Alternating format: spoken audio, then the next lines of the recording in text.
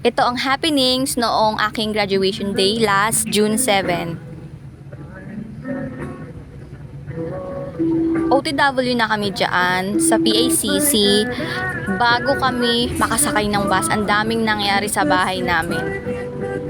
Muntik na akong hindi makahabol sa bus kasi anong oras na yun at marami akong naiwan na wala. Ayaw ko na lang i-elaborate kasi ang dami talaga. Buti na lang napakiusapan ko yung nagbabantay sa amin sa bus kaya nakasakay din ako at nakahinga na kami ng maluwag ng mother ko.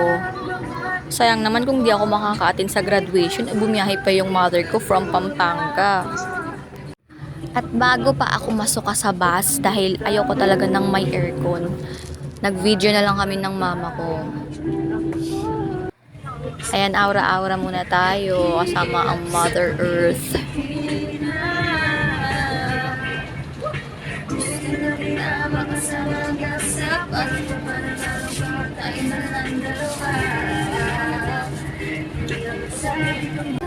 Ayan na, malapit na kami sa aming patutunguhan.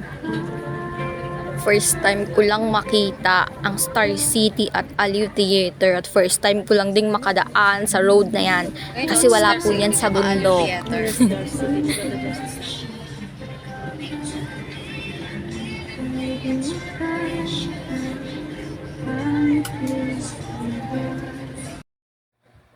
Meron kaming kasabay na dalawang branch ng St. Amachel kaya medyo crowded talaga. At yung mama ko nagko-complain na kasi meron siyang review sa maraming tao.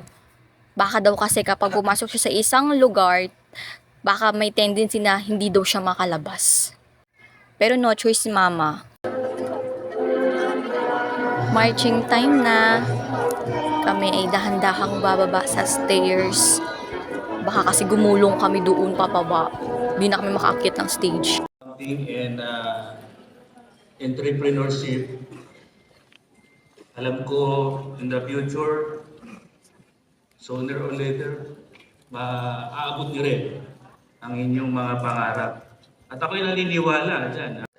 Humabol po sa ceremony namin si Senator Bongo kasama si Sir Philip Salvador dahil sila ang aming guest speaker.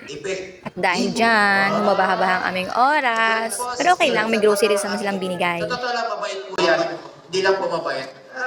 Matulungin sa kapwa. Kaya po siya naririto kasi gusto niya po kayong batiin, maging masaya rin po ngayong araw ito. Palakpakan naman natin Philip Salvador. Salamat po.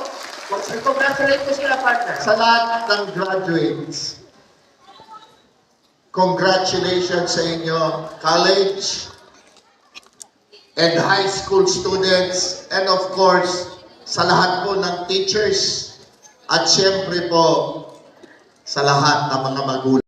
At sa wakas, sa hinabahaba ng oras na puro names ng graduates ang aming naririnig. Natapos din at kumakanta na kami dito ng aming graduation song. Super sigawan na kami. Mantakin mo 1 PM to 6 PM natapos. Kaya yung mga estudyante dyan, super gutom. Bawal ngang magpasok ng food. Kaya yung binigay ni Senator Bongo na groceries, ginawa nilang snacks. Yung Dilata at Lucky Me. Sumabay na rin ako, gutom na me.